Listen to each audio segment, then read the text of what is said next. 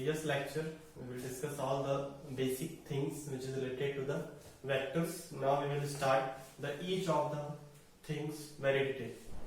Which I जो मैंने पहले पढ़ाया था वो क्या पढ़ाया था, मैंने पढ़ाया था आप लोगों को कोलिनियर वेक्टर क्या होता है, कोप्लानर वेक्टर क्या होता है, लाइक वेक्टर क्या होते हैं और सारे वेक्टर्स क्या क्या होते हैं। इन चीजों को हम मैथमेटिकली कैसे रिलेट कर सकते हैं एक दूसरे से, किसी एक्सप्रेशन से कैसे रिलेट कर सकते हैं इन चीजों को, वो हम आज देखेंगे। पहले हम स्टार्ट करते हैं कोलिनियर वेक्टर से, लेकिन उससे पहले आज स्टार्ट करते हैं the main thing of all collinear and coplanar vector, non coplanar vectors, क्या क्या चीजें उसके अंदर होती है, इन चीजों को देखेंगे। पहला क्या होता है कि कोई भी वेक्टर अदर वेक्टर्स के लीनियर कॉम्बिनेशन के टर्म्स में लिखा जा सकता है। मतलब लीनियर कॉम्बिनेशन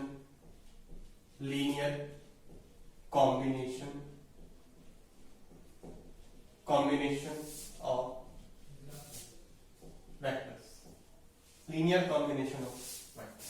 कोई भी वेक्टर किसी और वेक्टर्स के लीनियर कॉम्बिनेशन के टर्म्स में लिखा जा सकता है। कैसे? जैसे मान लीजिए if R vector is in linear combination of vector A, B, C dot dot dot etc,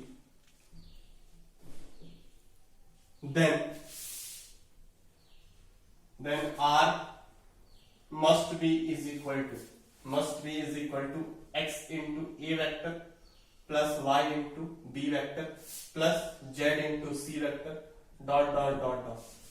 okay, जहां पर x, y, z dot dot dot r scalars, ये सारे x, y, z क्या होंगे? स्केलर्स। देख सकते हैं यहाँ पे r वेक्टर जो है वो a, b, c वेक्टर और अगर और वेक्टर सब होंगे तो उनके लीनियर कॉम्बिनेशन में लिखा जा रहा है। क्या किया गया मैंने यहाँ पे a वेक्टर को x से मल्टीप्लाई किया, किसी और कांस्टेंट से किसी स्केलर से मल्टीप्लाई करके लिखा, फिर उसको दूसरे वेक्टर के स्केलर मल्टीप्लाई करने के बाद ऐड कर दिया, फिर तीसरे के साथ करके अगर हमारे पास बहुत सारे वेक्टर्स होंगे तो अगर हमें किसी और वेक्टर को उनके लीनियर कॉम्बिनेशन में लिखना है तो सिंपल क्या करना है, सबको जोड़ देना है, लेकिन जोड़ने से पहले क्या करना है, उनको किसी स्केलर से मल्टीप्लाई कर देना है। तो इस तरह से हमें क्या मिल जाएगा, उस r वेक्टर का अदर वेक्टर्स के टर्म्स में लीनियर कॉम्बिनेशन। ठीक है, एग्जांपल के साथ दे सकते हैं यहाँ पे हम, जैसे r वेक्टर, अगर r vector is equal to 2a vector plus b vector plus 3c vector and r vector is equal to a vector minus b vector plus c vector.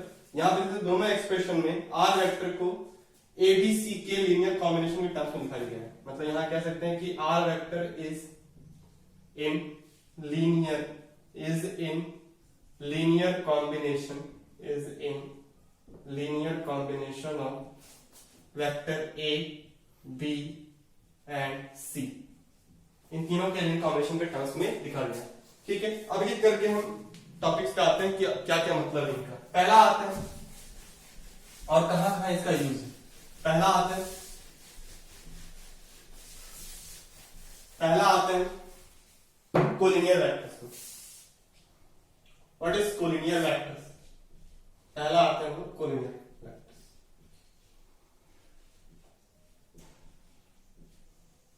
Collinear vector किनको बोलते हैं? मान लीजिए हमारे पास कोई दो vector इस तरीके से, दोनों आपस में पैरेलल भी है और दोनों में क्या है, डायरेक्शन सेम। मतलब यहाँ पे कह सकते हैं कि दोनों वेक्टर क्या है, लाइक वेक्टर ही बोल सकते हैं, लाइक वेक्टर। और अगर पहला वेक्टर अगर A है, दूसरा वेक्टर अगर B है, तो इन दोनों वेक्टर में क्या बोल सकते हैं, लाइक वेक्टर।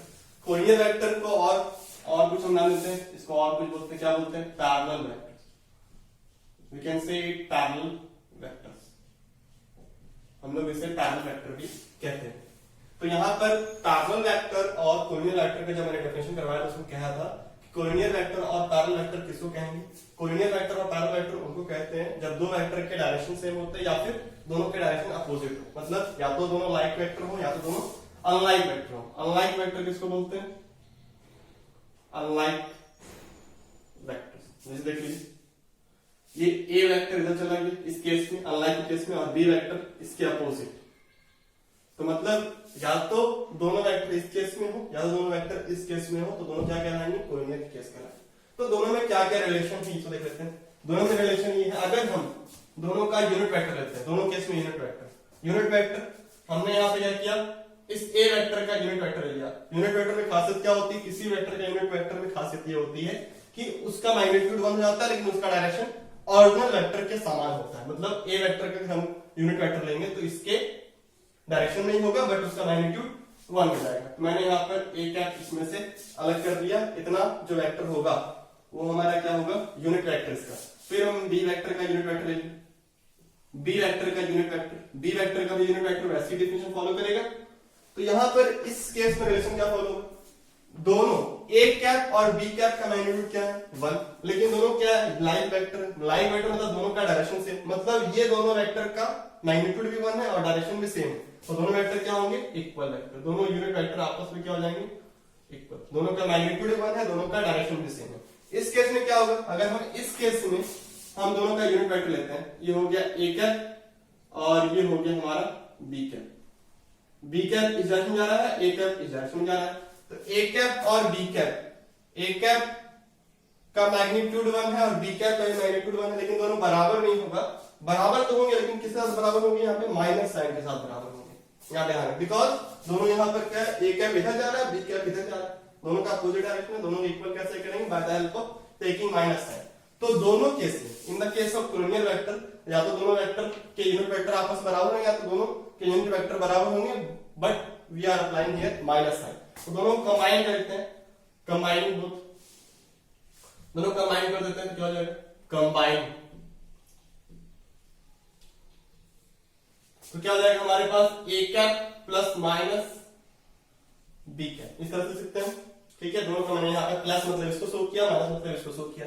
अब ए कैप क्या मतलब, ए कैप हम लिख सकते हैं किसी भी वेक्टर का यूनिट वेक्टर कैसे लिखते हैं, एक वेक्टर डिवाइड बाय उसका मैग्नीट्यूड, ऐसे लिख सकते हैं, plus minus B vector divide by B का मैग्नीट्यूड, ऐसे लिख सकते हैं।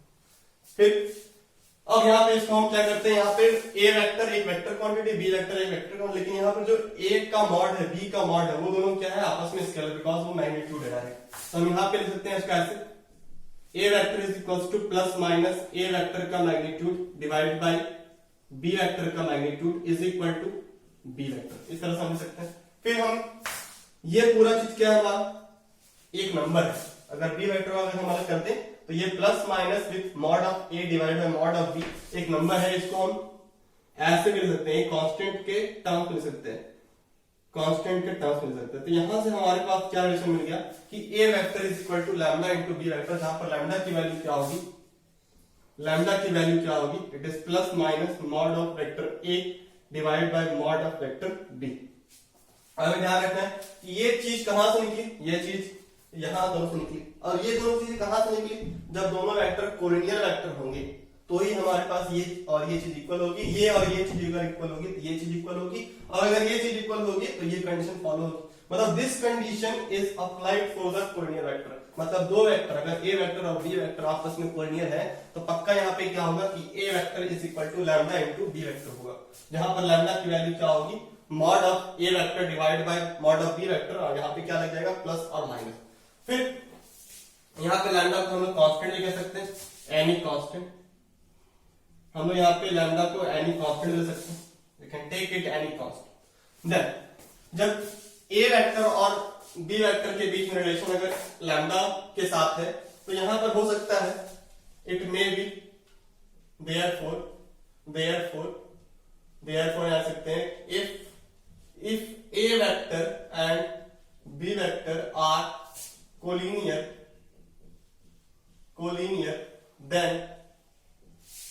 then a vector is equal to lambda b vector, या फिर इसको हम उल्टा तरीके से सकते हैं। ठीक है, इसको उल्टा तरीके से सकते हैं, मतलब कैसे, ऐसे लिख सकते हैं, b vector is equal to lambda into b vector. लेकिन दोनों केस में लैम्डा की वैल्यू क्या होगी, अलग अलग होगी दोनों केस में।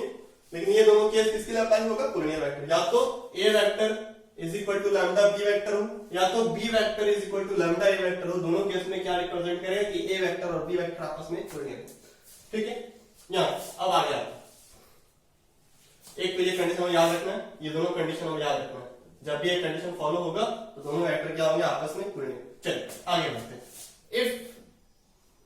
इफ मैं बोल देता हूं यहां पे कि मैंने यहां पे मान लिया कि कोऑर्डिनेट वेक्टर है, मैंने मान लिया कि A vector and B vector are coordinate, मैंने मान लिया कि ये दोनों वेक्टर क्या आपस में कोऑर्डिनेट है, तो क्या होगा, ये तो कंफर्म हो जाएगी बात कि A vector is equal to lambda into B vector होगा। फिर उसके बाद अगर मैंने मान लिया कि लैम्डा एक तरह का कांस्टेंट है, लैम्डा एक तरह का कांस्टेंट है, तो लैम्डा की वैल्यू को हम कुछ ही पुट कर सकते हैं।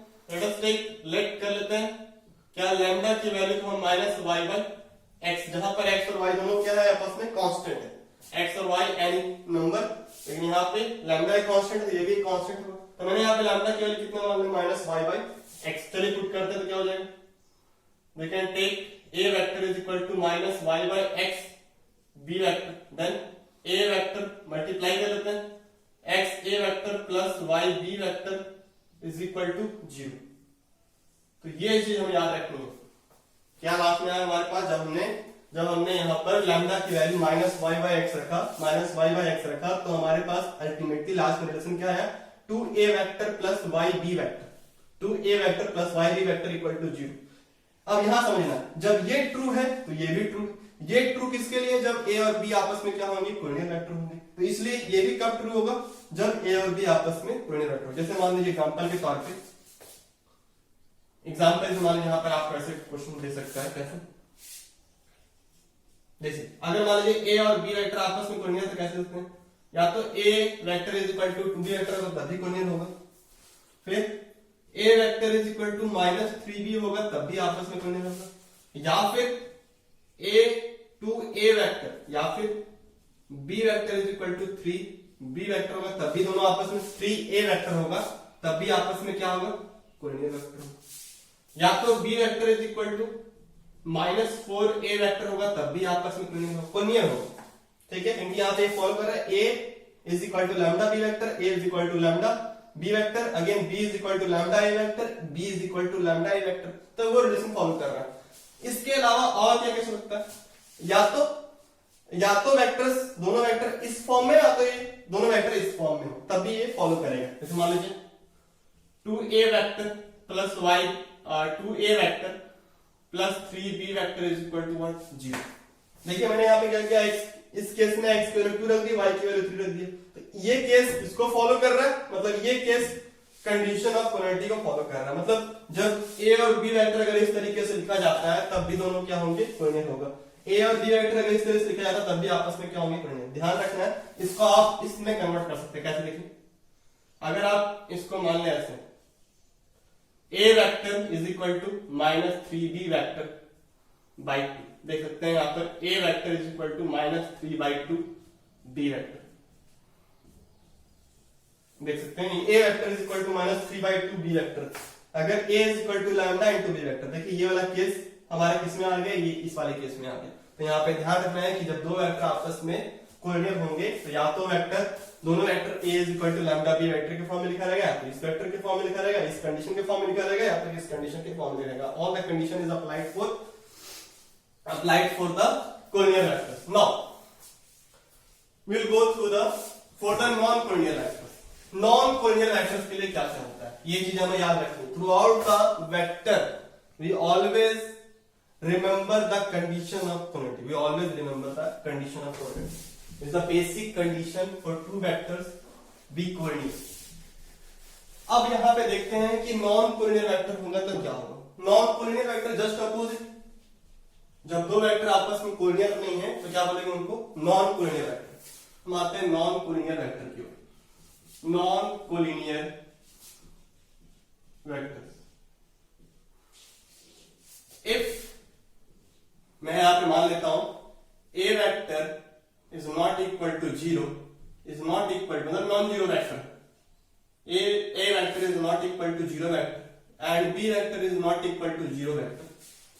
If a vector is not equal to 0 vector, b is equal to not 0 vector and and A vector and B vector, A vector and B vector are non-collinear, अगर दोनों non collinear होंगे तो क्या होगा, non collinear मतलब इनको हम A is equal to lambda B vector के फॉर्म में लिख सकते हैं, ना ही X A vector plus Y B vector के फॉर्म में लिख सकते हैं।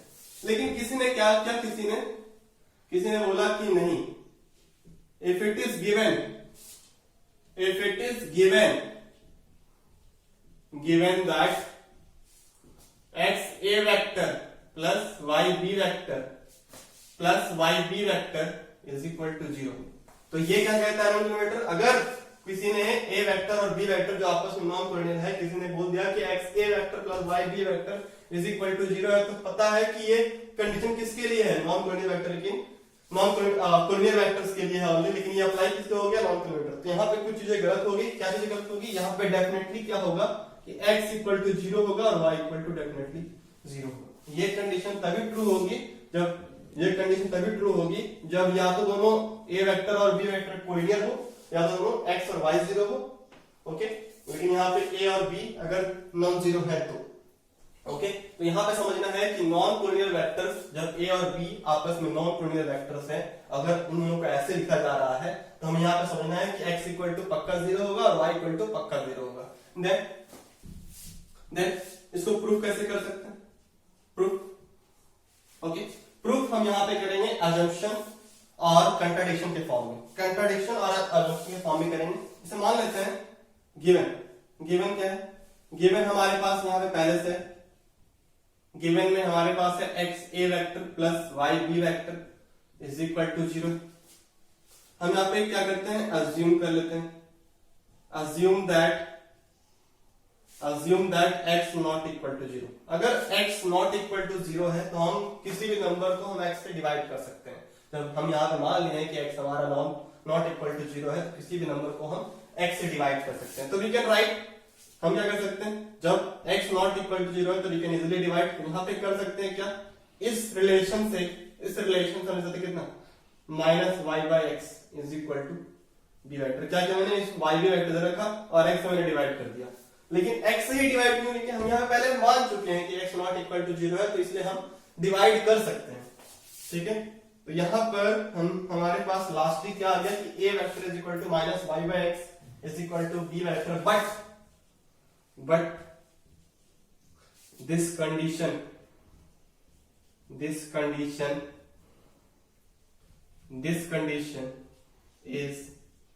only for collinear vectors,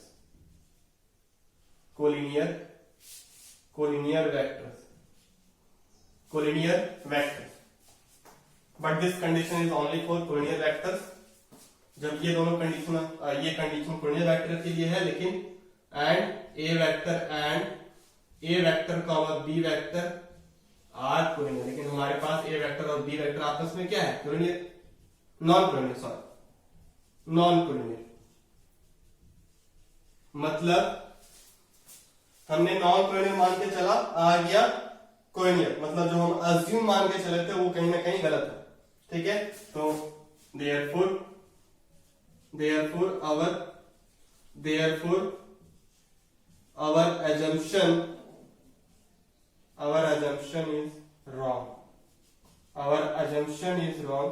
क्या हमारा assumption था, x नॉट इक्वल टू 0। जब assumption wrong होगा तो therefore x इक्वल टू 0 हो जाएगा। जैसे हमने x को 0 प्रूफ किया, वैसे ही क्या होगा, y भी 0 प्रूफ हो जाएगा। सिमिलरली यहां देखते हैं, सिमिलरली y को, ठीक है। देखिए मैं फिर से रिवाइज कर देता हूं इसको, क्योंकि जैसे हमने यहाँ पे क्या माना कि ये गिवन है, और मैंने क्या मान लिया कि यहाँ पे लेटर सम कर ले कि x not equal to 0। x not equal to 0 है तो हम इजीली x से हम इसको डिवाइड, किसी नंबर को x से डिवाइड कर सकते हैं। उसके बाद लेकिन क्या है लास्ट में कंडीशन बन जा रहा है क्या, a वेक्टर और b वेक्टर के बीच में कोलिनियरिटी की कंडीशन बन जा रही है। जब कोलिनियरिटी कंडीशन बन जाएगी तो हमारे पास डेफिनेटली है क्या कि a और b वेक्टर आपस में क्या बनेंगे, नॉन कोलिनियर वेक्टर। लेकिन क्या बन गया यहाँ पर, ये बन गया हमारे पास कोलिनियर वेक्टर। मतलब कहीं ना कहीं हमारा अजम्पशन रॉन्ग था, तो अजम्पशन रॉन्ग था, तो सही क्या होगा, x इक्वल टू 0। इस तरीके से हम y नॉट इक्वल टू 0 मानेंगे, फिर डिवाइड करेंगे, कंडीशन क्या आ जाएगा, कोलिनियर वाला, और लेकिन दोनों वेक्टर आपस में क्या है, नॉन कोलिनियर, इसलिए y इक्वल टू भी क्या आ जाएगा, 0। सेम तरीके से x इक्वल टू 0 और y इक्वल टू 0। तो यहां से हमारा कंक्लूजन क्या निकला, कंक्लूजन ये निकला कि जब भी हमारे पास कोई भी बोले कि x a vector plus y b vector is equal to 0 है, तो हमारे पास तीन केस निकलेगी। ये तीन जगहों पे ट्रू होगा। कब कब ट्रू होगा, या तो a vector and b vector आपस में कोलिनियर होंगे,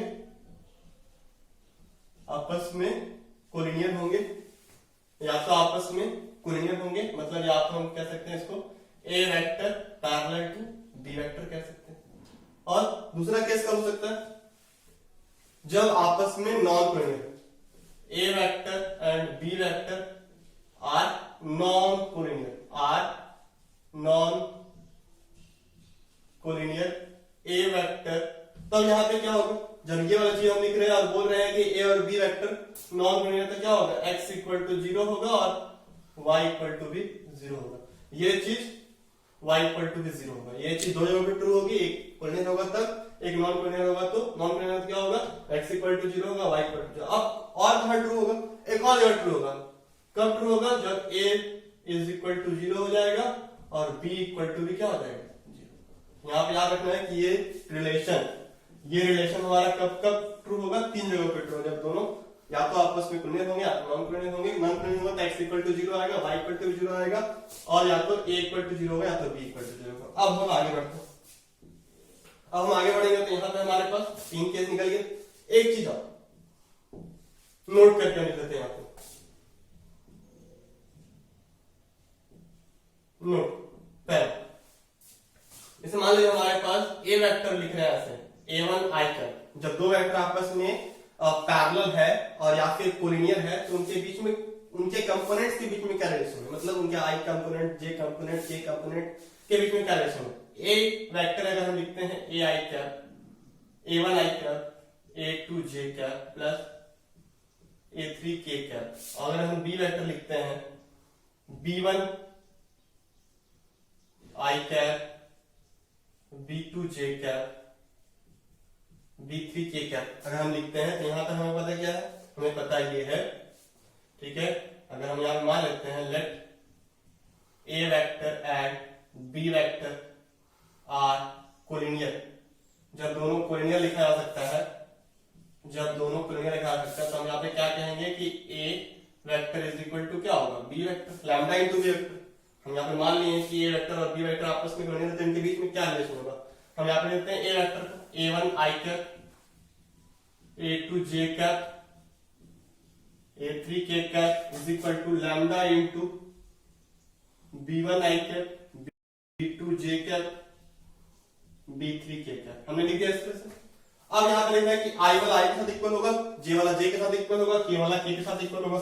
इक्वल करते हैं, इक्वल करने पर क्या आएगा देखिए, अगर लैम्डा इससे मल्टीप्लाई हो सकता है, लैम्डा इससे मल्टीप्लाई होगा लैम्डा, अगर i को अपना i का इक्वल, तो a1 is equal to lambda b1, a2 is equal to lambda b2, a3 is equal to lambda b3। तो यहाँ पे लैम्डा की वैल्यू कितनी, a1 बाई b1, यहाँ पर भी कितनी, a2 बाई b2, यहाँ पर कितनी, a3 by, sorry it is opposite, sorry a1 by b1 सही है, a2 बाई b2 और यहाँ पर a3 बाई, ठीक है। तो लैम्डा की वैल्यू इतनी तीनों में आएगी। तो यहाँ पे याद रखना है कि जब दोनों वेक्टर आपस में कोलिनियर होगा, तो दोनों के कंपोनेंट्स का रेशियो क्या होगा, आपस में इक्वल होगा। याद रखना a1 by b1, a2 by b2, sorry a2 by b2 is equal to a3 by b3। यहाँ पे याद रखेंगे हम लोग, जब दो वेक्टर आपस में कोलिनियर होते हैं, वहां पर क्या होगा, दोनों के कंपोनेंट्स के बीच का रेशियो क्या होगा, इक्वल होगा।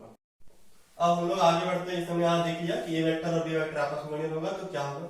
नेक्स्ट देन हम लोग आगे बढ़ते हैं। यहाँ पे हमारे पास आगे क्या है, आगे हमारे पास ये दे सकते हैं कि इफ, एक और कंडीशन नोट में, ये तो पहला कंडीशन हो गया नोट में, एक और कंडीशन नोट में दूसरा कंडीशन क्या है कि if a vector and b vector are non collinear, non collinear, तो non collinear and given that, ठीक है, and given that x1 a vector plus y1 b vector, y1 b vector is equal to x2 a vector plus y2 b vector, अगर ये होगा तो क्या होगा, यहाँ पर क्या होगा, यहाँ पर ये देखिए, अब यहाँ पर हमको दिमाग लगाना है कि a वेक्टर और b वेक्टर नॉन कोलिनियर है और गिवन क्या है, ये चीज गिवन है। तो यहाँ पे हमें क्या पता है कि हम क्या करते हैं, यहाँ पर पहले इधर कर लेते हैं, a वेक्टर कॉमन कर लेते हैं इधर करके, तो क्या आ जाएगा x1 माइनस x2, और क्या करते हैं दोनों में b वेक्टर कॉमन कर लेते हैं, तो क्या आ जाएगा y1 minus y2 is equal to what, 0। अब देखिए ये जो फॉर्म बन चुका है, किस फॉर्म बन चुका है, x a vector plus y b vector is equal to 0 के फॉर्म में बन चुका है। लेकिन हमें पता है कि जब a वेक्टर और b वेक्टर आपस में नॉन कोलिनियर है तो कंफर्मली क्या होता है कि x इक्वल टू 0 होता है, y इक्वल टू 0 होता है। एंड तो हमें क्या पता है, 0 कर देते हैं इसको, a vector and b vector non collinear, a vector and b vector are non collinear हमारा, यहाँ पे हम यहाँ पे लिख सकते हैं क्या कि x1 minus x2 is equal to 0 हो जाएगा और y1 minus y2 is equal to 0। तो यहाँ से क्या निकल जाएगा कि x1 बराबर x2 होगा और y1 बराबर y2 होगा। तो यहाँ पे ये याद रखेंगे कि जब दो वेक्टर आपस में कोलिनियर है तो नॉन कोलिनियर है और इस तरह से लिखते जा रहे हैं, तो x1 बराबर x2 होगा, y1 बराबर y2 होगा। नेक्स्ट हम आते हैं condition of collinearity of 3 points. जब 3 पॉइंट आपस में कोलिनियर होंगे तो उनके बीच में रिलेशन क्या होगी, उनके बीच में कंडीशन क्या होगी, किस तरह से पता करेंगे कि तीनों आपस में कोलिनियर। चलिए क्या है टॉपिक हमारे पास, कंडीशन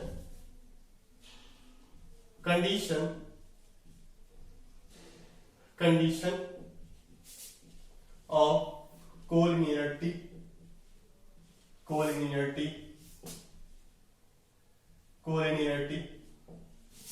ऑफ 3 पॉइंट्स। ओके, हमारे पास पहला कंडीशन क्या है, अगर हमने बोल दिया है कि 3 पॉइंट हमारे पास कोलिनियर, एक हमारा ये पॉइंट, बी हमारा ये पॉइंट, एक बी ए बी सी, हमारे पास 3 पॉइंट है, इन तीनों को प्रूव करना है कोलिनियर। क्या करेंगे हम, यहाँ पे 2 वेक्टर बना लेंगे, पहला बना लेंगे ए बी वेक्टर, दूसरा बना लेंगे या तो हम बी सी वेक्टर बना सकते हैं या तो हम लोग ए सी वेक्टर बना सकते हैं, और दोनों क्या प्रूव कर देंगे हम लोग, पैरेलल वेक्टर, मतलब या फिर हम लोग एंटी पैरेलल वेक्टर, मतलब पैरेलल वेक्टर और या फिर कोलिनियर वेक्टर प्रूव कर देंगे। हमने यहाँ पे क्या किया, कोई भी 2 वेक्टर, तीनों पॉइंट की वजह से हम तीनों पॉइंट की हेल्प से हम 2 वेक्टर बनाएंगे, या तो हम बना सकते हैं ए बी वेक्टर और या तो हम बना सकते हैं बी सी वेक्टर, और दोनों क्या प्रूव कर देंगे हम लोग, दोनों को प्रूव कर देंगे, दोनों आपस में क्या कोलिनियर। तो इससे क्या होगा कि दोनों वेक्टर आपस में कनेक्ट हो जाएंगे, और कनेक्ट तो पहले से बी से हेल्प से कनेक्ट हो जाएंगे और दोनों आपस में क्या हो जाएंगे, सेम डायरेक्शन या तो एंटी पैरेलल डायरेक्शन में, तो दोनों क्या हो जाएगा हमारे पास कोलिनियर, तीनों पॉइंट आपस में क्या हो जाएगा कोलिनियर। यहाँ पे याद रखना है कि 3 पॉइंट आपस में कोलिनियर हो तो कोई भी पहले 2 वेक्टर बनाना है और दोनों वेक्टर को कोलिनियर प्रूफ कर देना है, तो ऑटोमेटिक ये तीनों पॉइंट्स क्या हो जाएंगे, कोलिनियर हो जाएंगे। ओके, नेक्स्ट और क्या तरीके हमारे पास, एक कंडीशन होती है, कौन सी condition, if A has position vector, अगर पॉइंट A का position vector small a vector है, B का position vector small b vector है और C का position vector small c vector है, तो तीनों पोजीशन वेक्टर के बीच में रिलेशन होगा कब, if A has this, B has this, C has this, and if point A, B and C are collinear, then point A, B, C are collinear, then क्या होगी, एक कंडीशन फॉलो होगी, then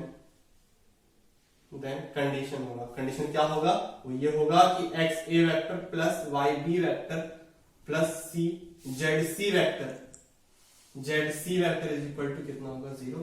और इन तीनों scalar, यहाँ पर x y z तीनों क्या है, स्केलर, और ये तीनों स्केलर के बीच में एक रिलेशन फॉलो, कौन सा रिलेशन होगा कि x plus y plus z is equal to 0। अब ये कंडीशन कैसे आया इसको हम प्रूफ करेंगे। अब ये कंडीशन कैसे आया, अब यहाँ पे हम रिवर्स क्यों जाते हैं, क्या मैंने बोला ये कि अगर ए वेक्टर बी वेक्टर और सी वेक्टर आपस में पोजीशन वेक्टर है ए बी सी के, और ए बी सी हमारा कोलिनियर वेक्टर है, तो हम यहाँ कोलिनियर पॉइंट्स है, आर कोलिनियर पॉइंट्स देन तो क्या होगा, ये रिलेशन फॉलो होगी, तीनों पॉइंट के पोजीशन वेक्टर के बीच में इस तरह का रिलेशन होगा, और ये एक्स वाई जेड के बीच में भी ये रिलेशन फॉलो। अब ये रिलेशन कैसा है इसको प्रूफ करते हैं, ये प्रूफ कैसे होगा, कैसे, जैसे हमारे पास हम मान लेते हैं, जैसे यहाँ पे मान लेते हैं क्या कि अगर हमारे पास ए यहाँ पर पॉइंट, बी यहाँ पर पॉइंट है, और सी मान लेते हैं इसको बीच में, कोलिनियर है, मैंने मान लिया कोलिनियर, और ये जो सी पॉइंट है इन दोनों को अगर y/x में डिवाइड कर रहा है, बिकॉज कोई भी पॉइंट दो पॉइंट किसी भी रेशियो में डिवाइड कर सकता है, तो मैंने मान लिया कि y/x के रेशियो में डिवाइड कर रहा है, इसका पोजीशन वेक्टर a है, इसका पोजीशन वेक्टर c है, इसका पोजीशन वेक्टर b है, तो bye the help of section formula में पढ़ चुका है, इसको हम पढ़ चुके हैं, तो इसको हम कर सकते हैं y b vector plus x a vector divide by x plus y is equal to c, ठीक है, c वेक्टर के बराबर हो जाएगा। अब यहाँ पे क्या करें, क्रॉस मल्टीप्लाई करते हैं, सही से लिखते हैं x a vector plus y b vector is equal to x plus y into c vector. हम ये करते हैं, इधर कर लेते हैं, तो इधर करेंगे तो हमारे पास x a vector plus y b vector and minus x plus y, इसको ऐसे कर सकते हैं।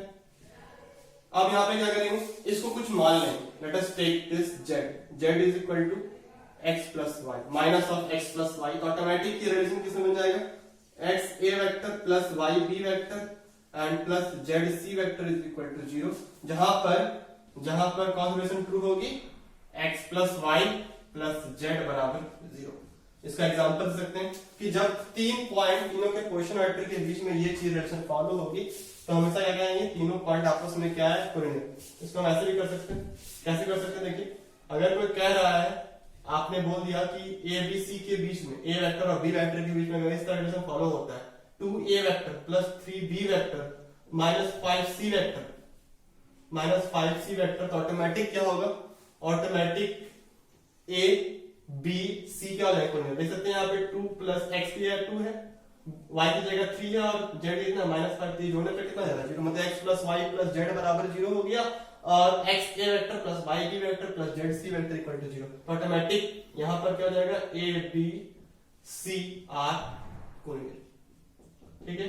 यहाँ पर अब हम लोग क्वेश्चन की ओर बढ़ते हैं इसी टॉपिक से related. These are the questions on the topic of collinear vectors। तो पहले हम इसको बनाना स्टार्ट करते हैं। क्या बोल रहे हैं, पहला क्वेश्चन क्या बोल रहा है यहाँ पे, सो दैट द वेक्टर्स इतना और इतना आर कोलिनियर, शो करना है। देख सकते हैं पहला ए वेक्टर, पहला क्वेश्चन सॉल्व कर रहे हैं। ए वेक्टर को मान लेते हैं कितना दिया हुआ, 2i minus 3j plus 4k, थोड़ा दोनों वेक्टर थोड़ा ध्यान से देखेंगे क्या दिया हुआ हमारे पास, minus 4i plus 6j minus 8k vector. अब यहाँ पे बी वेक्टर में अगर हम इसमें अगर -2 कॉमन कर लेते हैं, -2 कॉमन कर लेते क्या बन जाएगा, 2i minus 3j plus 4k। यहाँ पे B vector is equal to कितना हो जाएगा, 2 minus 2a vector minus 2a vector. अब यहाँ पे देख सकते हैं कि हमारे यहाँ बी वेक्टर क्या हो चुका है, बी वेक्टर को हमने लैम्डा a के फॉर्म में लिख चुके हैं, तो यहाँ पर ऑटोमेटिक ये शो कर रहा है कि A vector and B vector are collinear. एक कंडीशन फॉलो कर रहा है, इसमें डायरेक्ट कर सकते हैं कि ये दोनों वेक्टर क्या आपस में collinear, A vector and B vector. दूसरे क्वेश्चन पे आते हैं, दूसरा क्वेश्चन क्या कर रहा है, सो दैट द पॉइंट्स इतना और इतना आपस में क्या है, collinear, find the ratio in which C divides the AB. पहला बात तो ये प्रूफ करना है कि तीनों पॉइंट्स आपस में कोलिनियर है। तो यहाँ पर पोजीशन वेक्टर सबका ऐसे हो जाएगा, ए का position vector i cap plus 2j cap plus 3k cap, B का वैसे ही 3i plus 4j plus 7k, और c का minus 3j minus 3i minus 2j minus 5k, इस तरीके से।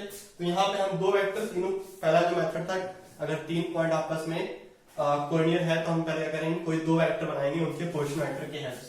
तो यहाँ पर आते हैं हम A B vector, A B vector देख सकते हैं कि ए बी वेक्टर क्या बोल रहा है, ए बी वेक्टर का position vector of B minus position vector of A, bracket में कितना जाएगा 3 minus 2, 3 minus 1 2i and 4 minus 2 plus 2j and 7 minus 3 it is 4k।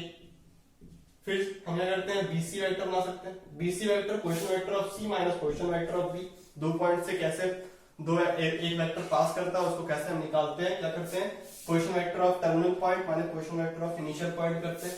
तो 3 minus 3 it is minus 6i and minus 2 minus 4 it is minus 6j and minus 5 minus 7 minus 12 minus 12। अब यहाँ पे देख सकते हैं, अगर हम इसमें से माइनस 3 कॉमन कर लें, बीसी में अगर हम बीसी वेक्टर में माइनस 3 कॉमन कर ले तो ये क्या बन जाएगा 2i plus 2j plus 4k, और ये किसके बराबर है, BC vector is equal to सकते हैं lambda minus 3 vector is equal to A B vector.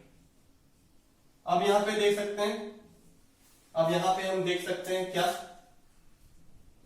अब यहां पे देख सकते हैं कि किस फॉर्म में आ चुका है, हमने यहाँ पे प्रूफ कर दिया है कि कोई एक vector BC vector lambda into A B vector, मतलब ए बी वेक्टर और बीसी वेक्टर आपस में क्या हो जाएंगे, कोलिनियर, मतलब यहाँ पे लिख देंगे BC vector is collinear with, ठीक है, collinear with A B vector. अब यहाँ पे थोड़ा सा हम इसके अंदर जाते हैं, क्या बोल रहा है, BC vector is equal to minus 3 A B vector, minus मतलब दोनों का डायरेक्शन अपोजिट है, और 3 मतलब क्या, 3 यहाँ पे ये शो कर रहा है कि ए बी का मैग्नीट्यूड, अगर हम ए बी के मैग्नीट्यूड को 3 से मल्टीप्लाई करेंगे, मतलब तिगुना करेंगे तो किसके बराबर होगा, बीसी के बराबर होगा। और यहाँ पे अगर ए पॉइंट यहाँ पर है, अगर मान लेते हैं ए पॉइंट यहाँ पर है, बी पॉइंट यहाँ पर है, और C point, A B vector हमारे पास ये हो गया, ए बी वेक्टर अगर हमारे पास ये हो गया तो ए बी वेक्टर का डायरेक्शन और बीसी वेक्टर का डायरेक्शन दोनों क्या अपोजिट, अगर ए बी वेक्टर इधर जा रहा है तो बीसी वेक्टर इधर जाएगा, तो कहां जाएगा, इधर जाएगा। अब यहाँ पे हमें करना क्या, अपोजिट डायरेक्शन चलना है, अपोजिट डायरेक्शन ऐसे कर सकते हैं, बी से सी, इसका मैग्नीट्यूड बी से सी देख सकते हैं, यहाँ पर ए बी इतना है, ए बी अगर 1 होगा तो हमारे पास बीसी कितना होगा, 3 होगा, ठीक है। तो यहाँ पे हम देख सकते हैं क्या कि ये पूरा होगा कैसे, सी बी किनारे किनारे होंगे और ये हमारा बीच में होगा। हमें क्वेश्चन में और क्या पूछा है, हमें क्वेश्चन में ये पूछा है कि C find the ratio in which C divides the AB, C किस रेशियो में एबी को डिवाइड कर रहा है, तो यहाँ पे एबी को डिवाइड कर रहा है, इट मींस हमें डिस्टेंस पता लगाना होगा। अगर ये 3 यूनिट है, अगर ये 1 यूनिट होगा तो ये 3 यूनिट होगा, तो ये कितना यूनिट होगा, 2 यूनिट। तो यहाँ पर अगर आपको पता करना है कि सी एबी को किस रेशियो में डिवाइड कर रहा है, तो आपको निकालना क्या है, इट इज AC बाई सी, किस रेशियो में डिवाइड कर रहा है एबी, तो आपको निकालना क्या है, सिंपली AC बाई BC आपको निकालना है। तो AC कितना है, AC is 2 and BC is what 3। और देख सकते हैं कि AB को डिवाइड करेगा C, लेकिन कैसे डिवाइड करेगा, बाहर से डिवाइड करेगा, रेशियो किस रेशियो में डिवाइड करेगा, 2:3। तो यहाँ पे हम कह सकते हैं कि C जो होगा वो AB को डिवाइड करेगा 2:3 के रेशियो में, लेकिन कैसे डिवाइड करेगा, एक्शन, क्योंकि बाहर है। मैंने फिगर ड्रॉ किया है bye the help of this point, this thing, because AB side में BC डायरेक्शन में होगा और तीनों पॉइंट आपस में कोलिनियर होगा, क्यों, बिकॉज ये हमने दोनों को प्रूव कर दिया है कंडीशन ऑफ क्वालिटी के लिए। तो यहां पर लिख सकते हैं कि C divides AB in the ratio of 2:3 external। Okay, ये हो गया आपका दूसरा क्वेश्चन। तीसरे क्वेश्चन पे आते हैं,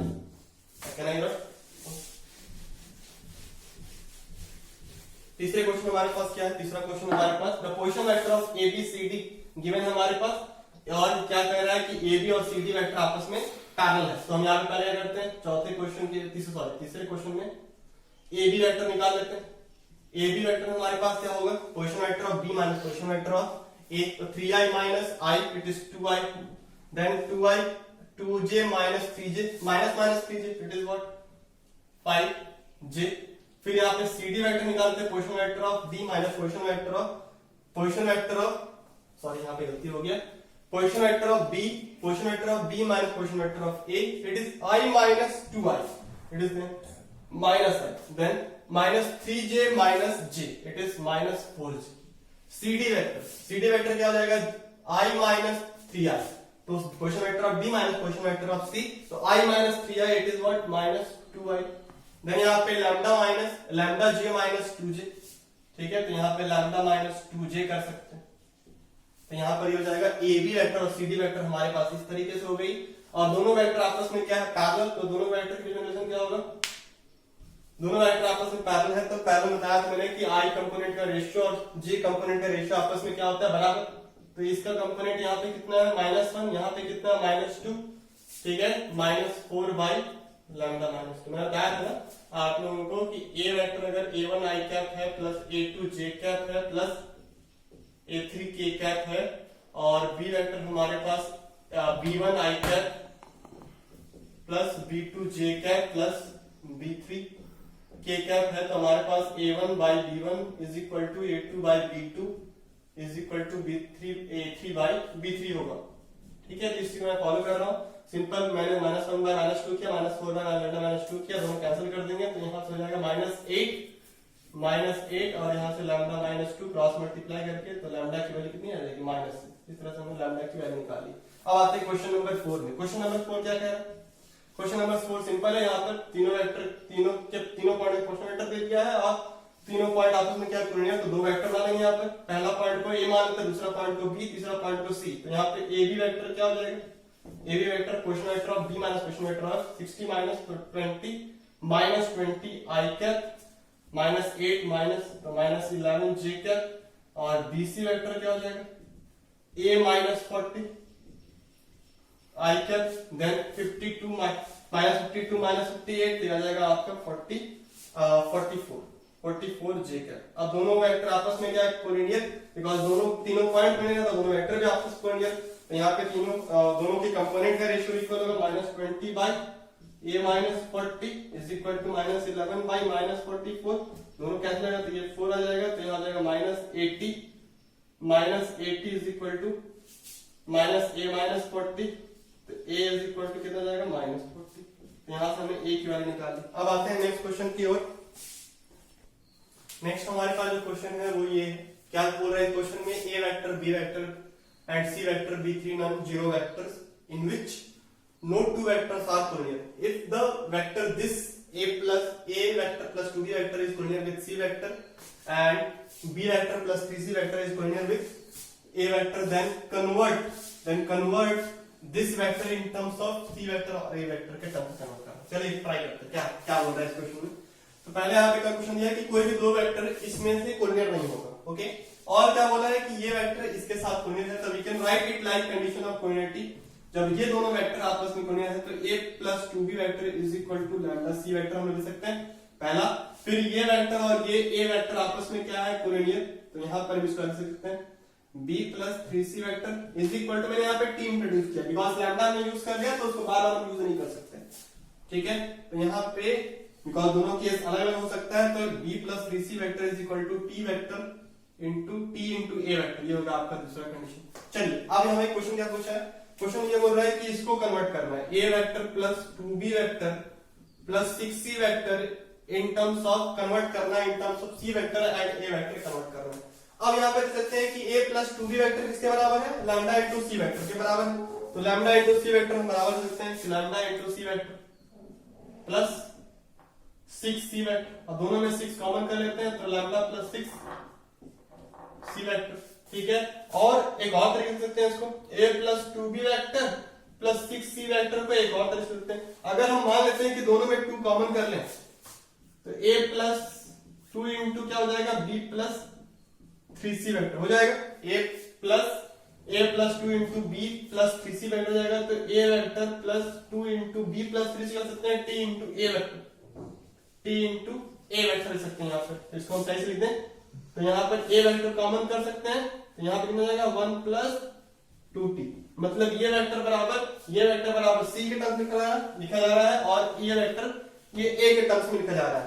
तो हम यहाँ पे डायरेक्ट कह सकते हैं कि अगर ये इसके बराबर है, ये इसके बराबर, तो दोनों क्या होगा, आपस में बराबर होगा। क्योंकि दोनों एक ही चीज के बराबर है, दोनों आपस में भी क्या होगा, बराबर होगा। तो इसको लिख देते हैं हमेशा। तो ये कितना आ जाएगा आपका lambda plus C, lambda plus 6c vector is equal to A vector plus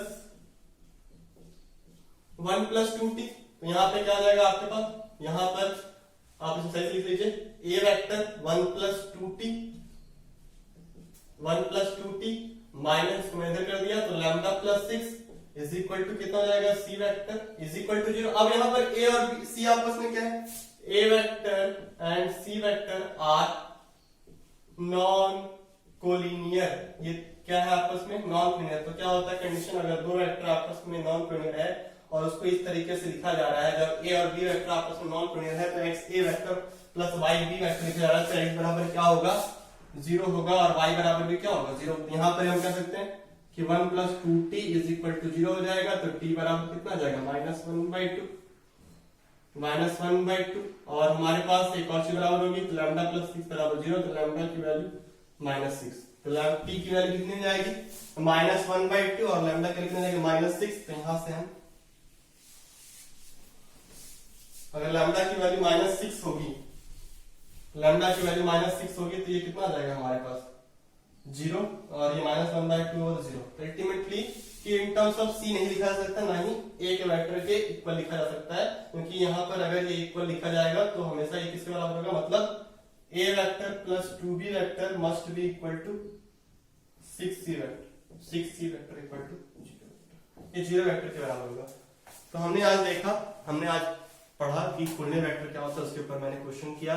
तो इस लेक्चर को आप पूरे ध्यान से देखें, क्योंकि इस लेक्चर में जितने टॉपिक्स हो सकते हैं कोऑर्डिनेट वेक्टर के लिए, सारे टॉपिक्स हो रहे हैं। और इससे पहले वाले लेक्चर को भी आसानी से बहुत ध्यान से देखें, क्योंकि आपको एक एक चीजें पता चलेगी कि बेसिक टर्म्स हमारे पास वेक्टर में क्या क्या है और कहाँ वेक्टर्स जा रहे हैं। आने वाले फर्दर लेक्चर्स में मैं बहुत डीप में जाऊंगा और हो सकता है कि उसके लेक्चर का टाइम बढ़ जाए। तो लेक्चर के टाइम बढ़ने से घबराए ना, क्योंकि आप अगर लेक्चर को पूरा देखेंगे तो आपको वेक्टर्स की पूरी जानकारी मिलेगी कि वेक्टर्स कहाँ पे और कहाँ, जहां तहां ये यूज होता है वहां वहां आपको आसानी से आप यूज कर सकते हैं इसका। So thank you for watching this video. Please like, share and comment and also subscribe our channel and don't forget to press the bell icon.